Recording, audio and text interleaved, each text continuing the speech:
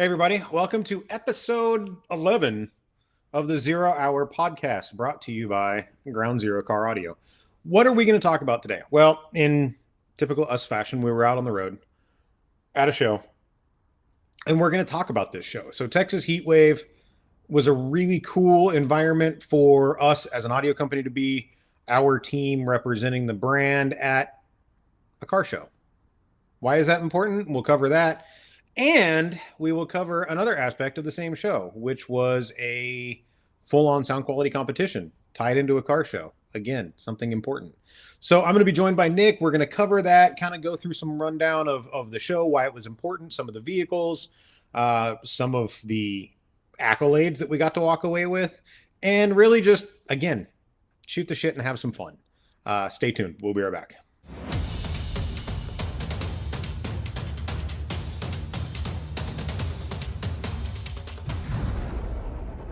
And here I am with my friend Nick Wingate, and we're going to talk about this Texas Heatwave event. And one of the things that I want to mention is the importance of the fact of what it was just in general. It wasn't a car audio show. It wasn't a truck show. It wasn't a car show. It wasn't a bike show. It was everything, right? Yeah, it was all of it. And we had a conversation about this when we got back from Austria, of this thought process of tying the worlds together. If you're into cars, why can't you be into audio? If you're into audio, shouldn't you be into cars? Bringing some bikes into it. I think Andy brought a couple and wowed some people in typical Andy fashion. He most certainly did. Well, and I want to rehash this because now we've done it, theoretically on American soil, so to speak. But yeah, why is it important to have a show like this? Well, I think it goes. Let's face it. This goes hand in hand with the lifestyle, because that's what this is. Whether it's cars, bikes, audio, we're all still talking about transportation and enjoying the music while we're going somewhere. Mm-hmm. Yeah, and I think we lose sight as an industry that these are the people that we have to reach. Mm-hmm. For the simple fact that, you go look at the vehicles that were at Heatwave, they're $100,000 plus. I mean, a lot of them. And they're very proud of them, which they should be. I mean, paint jobs are amazing. The engine work is extraordinary. I saw a GMC Denali 4-door truck that I know had $250,000 worth of lift kit on it. I sat there. I literally walked underneath that truck. That's insane. And it's not my cup of tea. It's not your cup of tea, but it is his. And he had an audio system in it. And I kind of looked at him and I said, "Hey, man, you might want to come inside and come take a look at what we're doing," because he had no idea about the sound off.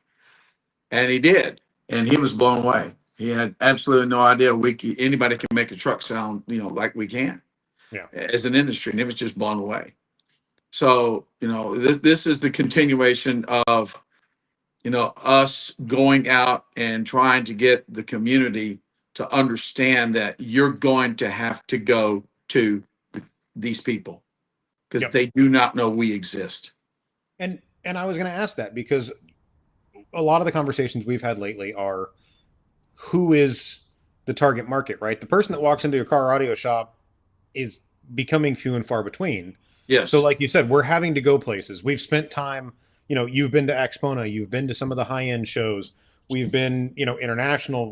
We're now doing stuff here that's people that maybe don't know we exist, or that the audio industry is still thriving from brands that aren't, the internet advertisers, right? So just, again, another avenue. Yeah, absolutely. That manufacturers in the industry need to get out and go, we're still here.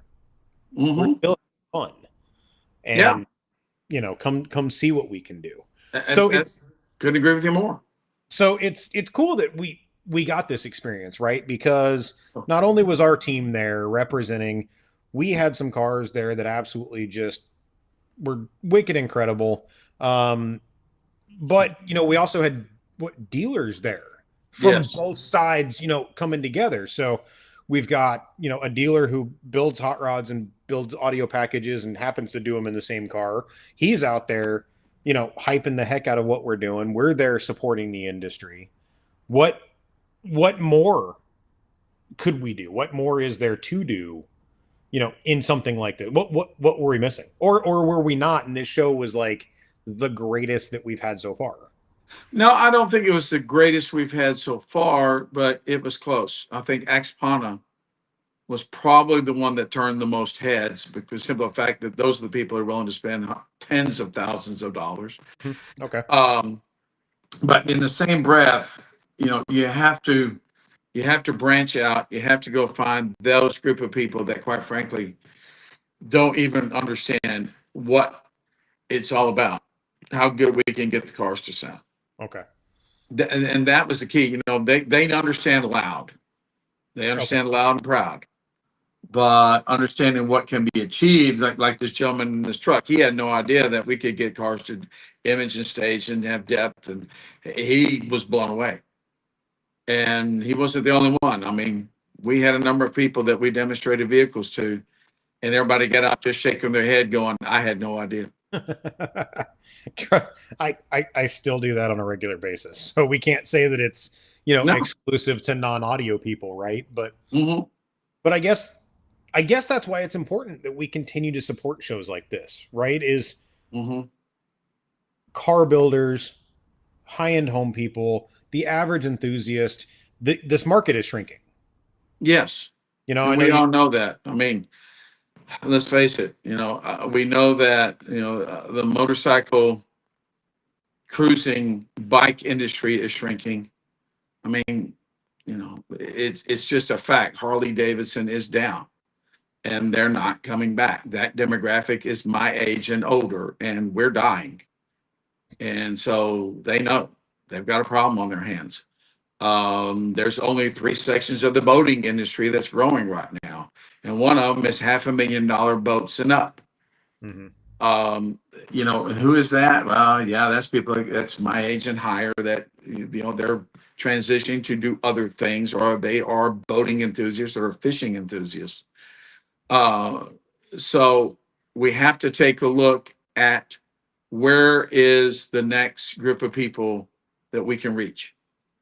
And I think this is them. It's high-end home audio. It's the folks that do the car shows and the truck shows. They know of music, they know of audio, but they don't understand how good it can literally be. And if we aren't there, and I mean we, the industry, if we're not there to demonstrate it to them, how can they become enlightened as to what we can do? Because they damn sure don't know we exist. Right. Yeah. So it was not only a good show just to be at. It was a good show for us. Oh, absolutely. We can talk about the greatness of the industry and how we continue to support it, but at the same time too, let's be a little selfish here. How was Ground Zero at the show? Well, we were the only audio manufacturer who was actually had a presence. There were dealers in the Austin area that were there. So in that respect, it was us. We had one, two, three. We had four cars that were entered. Not only there were three organizations, sound off organizations that were there, but they were all entered, with the exception of one, in the money round. There was a rather interesting event that took place in which 18 cars bought into what is basically a round robin tournament. Um, they set it up to where you literally would pick a card from a deck, and whoever drew an ace of spades would go up against the person who drew an ace of hearts, or two of clubs, two of hearts, and so on and so forth. So it was not done by classification. It wasn't done by power. It wasn't done whether I was an expert up against an amateur. It was a random draw. And there were two and sometimes three judges that listened to the cars using two or three songs. They got together and chose a winner. And when it was all said and done, we had the second place car and the third place car. going up against a car that has about 1,000 hours worth of tuning in it. Yeah, that's pretty incredible from a brand perspective. You know, to Oh, know that yes. just out of all the competitors, they just happen to Absolutely. be our cars. And you know, not to sound conceited, but we all know that our products belong there. Like you Oh, and I know there's that, no right? question.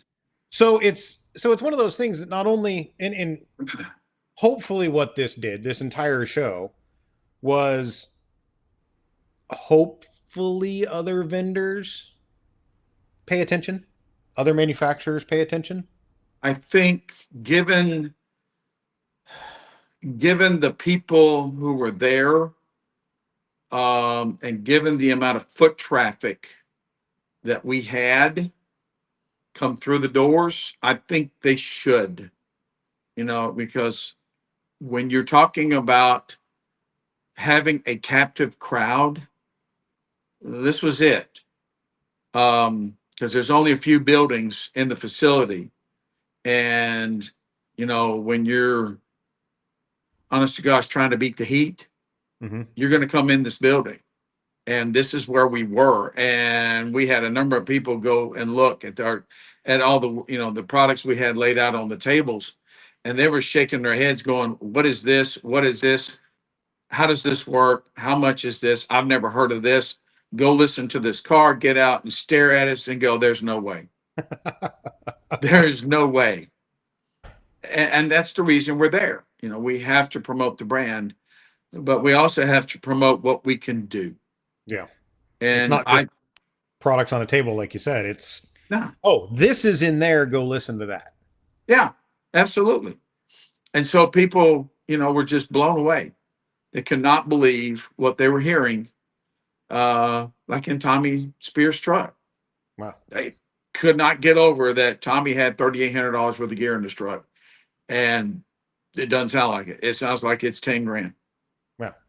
And it's funny you mentioned Tommy's truck, because when we come back, I want to talk a little bit about why that truck is important and why Yeah. we've seen it all over the country over the last it's a 24 year and a half, 2 years, and some of the other cars that were there, and again why it was important that they were there. So hang on for a second and we'll talk about your world, which is competition. We'll be right back.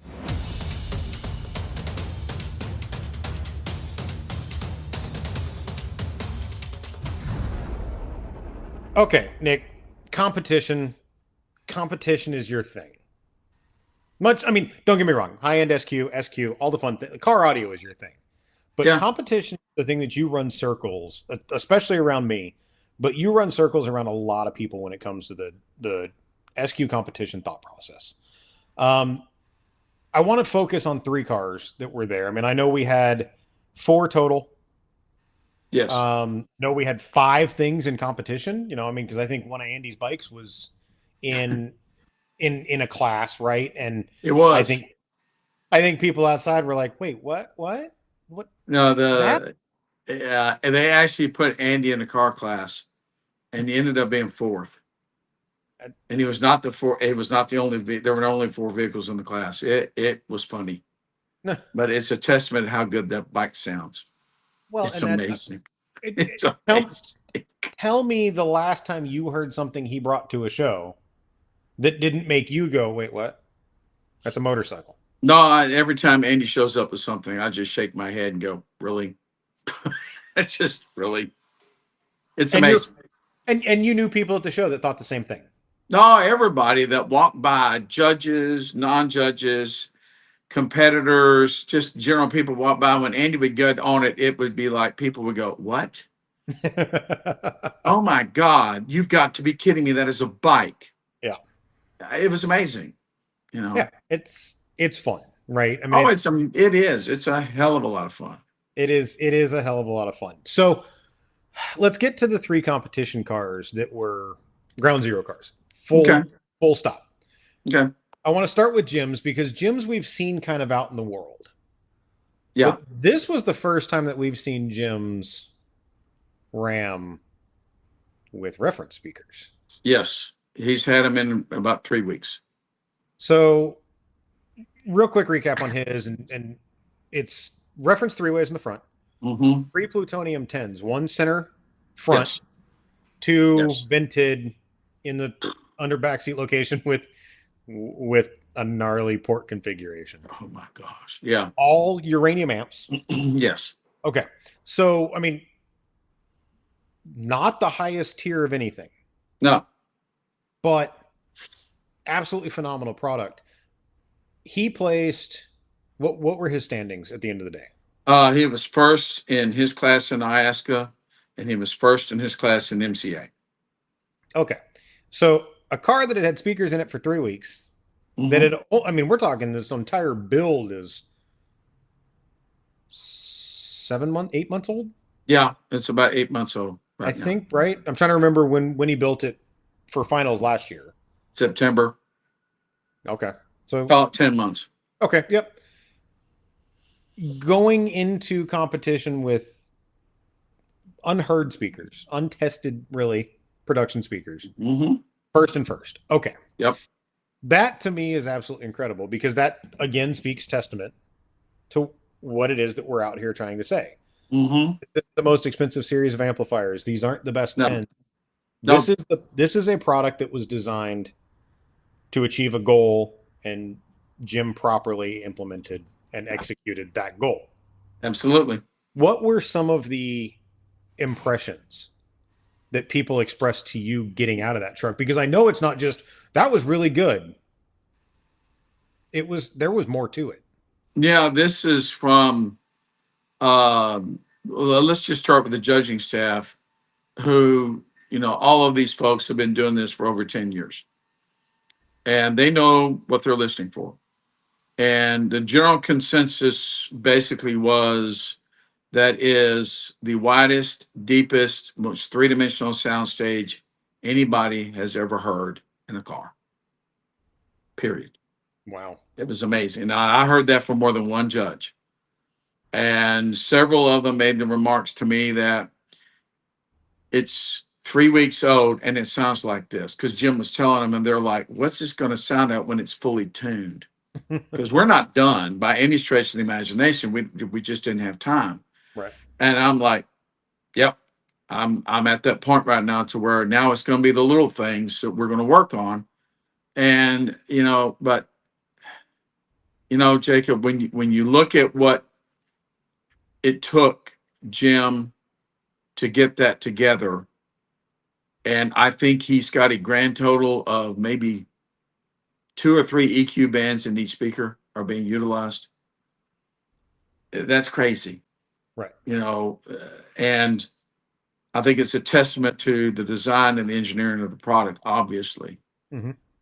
But it also is like, okay, he had plutoniums in there 8 weeks ago when we were at the Kicker Show in May. And here we are in July, and it's the same enclosure designs. Nothing's changed. You just drop these in and retune the car, and look what it's doing. Right. That says an awful lot about how good these speakers are. And Now, I think they are. Now, shifting gears because we can talk about, how good the speakers are, right? Mm-hmm. Let's talk about Amanda's Nissan. Because again, right. Again, we're talking about a reference three-way. Yeah. It's 2 weeks old. It's 2 weeks old. The build in its entirety is 2 weeks old. Yep. Plutonium amplifiers. Yes. And a radioactive 15 IB. Yes. We're talking about what, a $399 retail sub?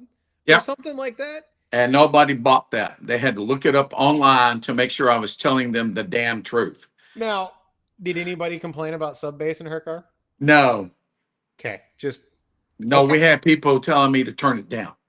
Right, and then and it's sub bass, right? Like, I mean, we're talking about something that we know is going to can be ruthless. Oh yeah, or can be not enough. And especially with this bunch. Here we are, one give or take $400 sub.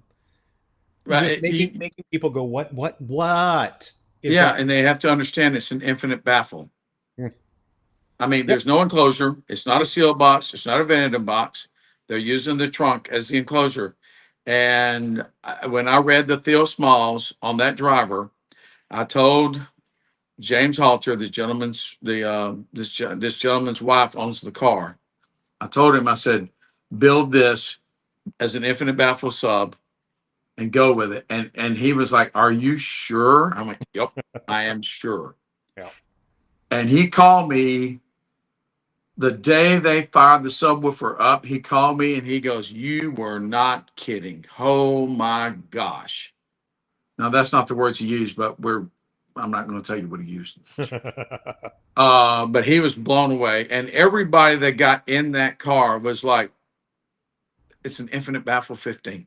Oh my gosh, really?" Yep. We're going old school. Yes, and sir. it's not even, infinite baffle, right? It's Yeah. just trunk baffled into a leaky trunk. That's all it is. And they And sealed as much of the trunk off as they could, but we found a leak. well, hey, guess what? Okay, whoop-de-doo. Yeah, I mean, it didn't matter. It still No, sounds phenomenal. and that again is what's really fun about this, because we've gotten, okay, these two cars have the same set of front speakers, right? Yeah. But entirely different amplification thought process, entirely different sub thought process. Absolutely. And they're both out there competing. Now, Amanda competed. Yes. Where did she place in her? She was first place in IASCA and she was first place in MCA. Same as Jim. Why am I sensing a theme? I'm just saying, Okay, I'm just curious, because I Yeah. don't, competition's then- not my thing, but But yeah, I mean, you're looking at 3-week-old builds, 2-week-old builds, beating cars that have got years on some of them, that they have worked on their systems, thousands of hours of tuning time. And these cars did what they did with basically the minimum amount of time necessary to get ready for a show. and that's, I mean, again, I will never. We're not talking smack about those cars because they're all phenomenal. No, there's former world champions that were there. We had 2 Aggieland competitors who won Aggieland over the last 5 years. They were there, same cars, and like I said, Jim was third and Amanda was second in the money round, Right. And the car they lost to, well, it's not anything to be ashamed of. No, You know, no, and that's no. as soon as you told me who it was, I was like, okay, kind of saw that coming. Yeah, we all did. But right. still. But to go out and, number one is 1,000-hour tune or more. Or more. 2 and 3 are week-old builds. Yeah, I mean, it's incredible to see, because it speaks to, like you said, you mentioned it when we were talking about, I think, Jim's. It's the design and it's the engineering and it's the thought process put behind the drivers, right? it is. It truly is. And when you think about Amanda's build, Amanda is using the 6.5-inch mid-bass drivers in the doors in factory locations. The 3.5-inch mid-ranges are in the factory locations, and the tweeters are in the A-pillar. Okay. Now that's the only custom thing in the whole car other than the amp rack. Really and truly, that infinite baffle, anybody can build that, really and truly. Mm-hmm. The amp rack, it looks great. They did a great job, but again, it's not as if this was something Chris Pate took 6 months building. Right. And it works. Yeah. And that's what's incredible, is it's great product. It is fantastic. So that brings me to the third car that I want to talk about, which is Tommy's truck. I think we've talked about it in episodes past. We have. If we haven't, Tommy, I am sorry, because your truck has always been fun. And it was built to be fun. Mm-hmm. And it's not an SQ competition car. No. It's hydrogen 3-way front end, quasi-active, off a radioactive 4-channel amp, with 2 hydrogen flat 10s ported on a Ground Zero competition amp. Ground Zero's entry-level processor, the 4-8X2. 4-, yep. This, like, $3,800-ish bucks, right? Yeah. I think I figured. Where did Tommy place? He was second to Amanda. Same class as Amanda. Same class as Amanda. Second place. Second place. Stacked class. Mm-hmm. Okay. Why does that truck do so good? Number one, I think the acoustics of the car are really good. Okay. Two, Tommy and Andy built the A pillars. Okay, it's not factory locations, so they did optimize the drivers as far as aiming us are concerned. Yeah, Andy did a phenomenal job. He did. I shook his hand. But I also think it's one of those things to where the sum of the parts happens to work extremely well together. It's one of those builds, and I've designed them and sold them and had people install them and tune them and go, there's no way it could be doing what it's doing, but it does. Mhm. It does. It's musically very, very, very satisfying to listen to. Does it do what Amanda's does? No, it doesn't. But it wasn't made to do that. No. No, but I'm responsible for Tommy getting in. He wasn't going to do it. And I told him, I said, as good as this car sounds, you really should, because number one, it's going to enlighten judges to the product, which is what I wanted more than anything. But two, I also wanted as many people as I could get in this truck to understand, look, yeah, this is 13 grand sitting right next to it. This is 3,800. It's literally 60% of Amanda's car for a third of the price. Right. I mean, this is a amazing sounding system for this kind of money. And it's a testament again to the product, and how well the product works together. It's just one of those things where, you know, I almost get to the point where I'm like, you know, and Jacob, you've heard me say this, hydrogen to me, dollar for dollar, I think it's the best thing they've built. I you I you do love that set of speakers, man. I do. I'm just sit there and go, really? I mean, they sound this damn good. And every time I listen to Tom, I mean, I tuned Tommy's truck to go to battle, as we say. And when we got through with it, I'm like, well, it's going to score well because it does everything really, really well. And I told Tommy, I said, if you want to come back next year, you need a better source and probably a better DSP. And you could probably go with what you got right now and probably increase your resolution by 25%. Well, and Doesn't have change speakers or subs. No.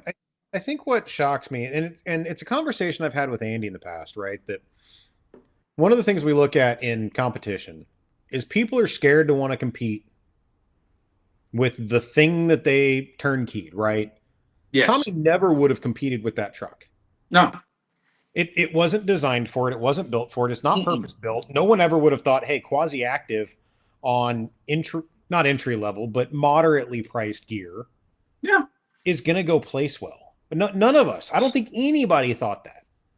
And I think what this shows is, again, when we let's look at the overall picture and how this truck relates to the overall picture of Heatwave, right? Mm-hmm. Every car in the yard at Heatwave was entered in some sort of a competition, right? Absolutely. Whether it was best of show or best interior or best paint, body, whatever it was, there was a best of going on. There was. What that truck showed me is that all those guys could now put a simple system. And we've heard, I mean, Chris brought Tassima one year. He brought Hermano. And it was radioactive system, quasi-active, 5-channel amp, 110. That was it. That truck was so fun to listen to and so impressive. Mm-hmm. That what's to stop them from going and doing this with the correct tune, with an accurate tune? No, nothing. And I think that's, again, we're going to come full circle, but that's what we have to be able to demonstrate to the rank and file that we don't reach. Look, you don't have to spend 15, 20 grand. You can spend 4 And you want to compete and you want to come have fun and come out and hang out with us and have a good time. And because that's the other thing, everybody saw that we were having a good time.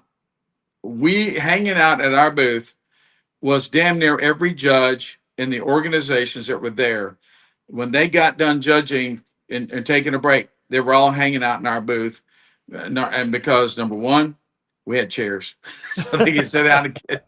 But number two is that, look, we were down there having a good time. We and were that down there. We were engaging people. We were talking to consumers. You know, they wanted to talk to me and talk to Tommy and talk to all of our reps that were there.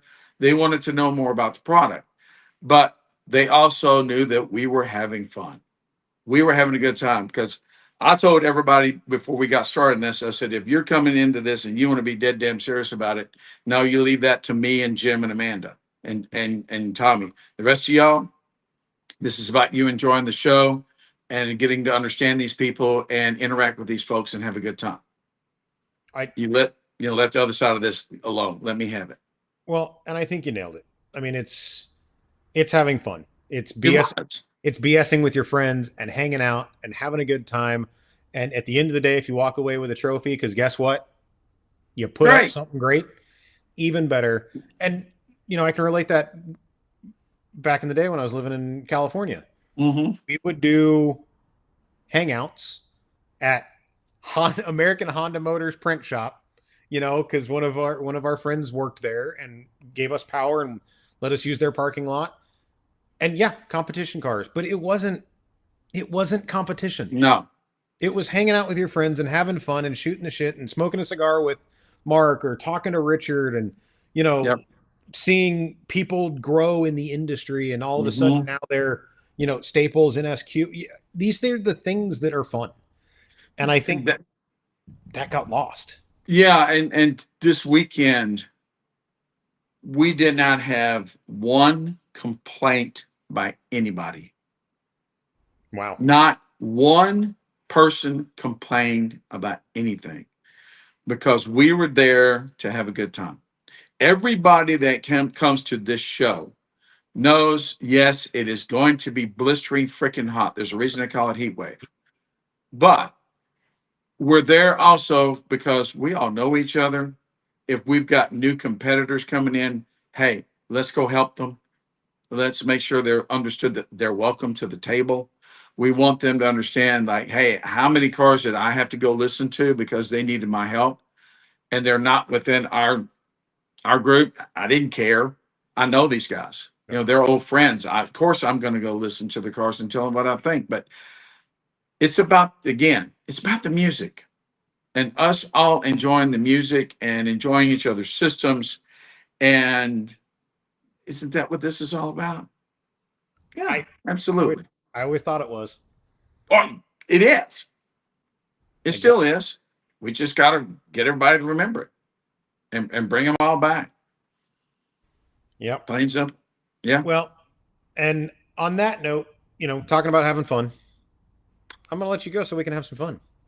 Thank you, sir. Nick, I want to thank you for you being here because that is something, this world is something you've been involved in for a long time.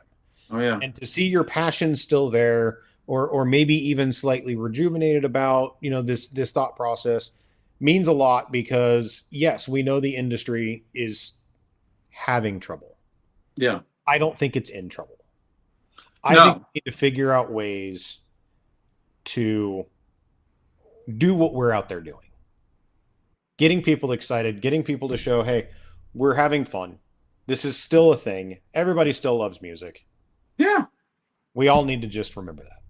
Yeah. And I think if we continue to do this and we get a few more manufacturers / distributors to understand that you're going to have to get out there and you're going to have to rekindle the fires. Yeah. The fires are burning, but they're just not burning they're not burning very high. And it's going to be up to us because if we're waiting for somebody else, right, we got to do it. Yep. let's put in the work. Yeah, that's what we're doing. Well, on that note, we'll be right back.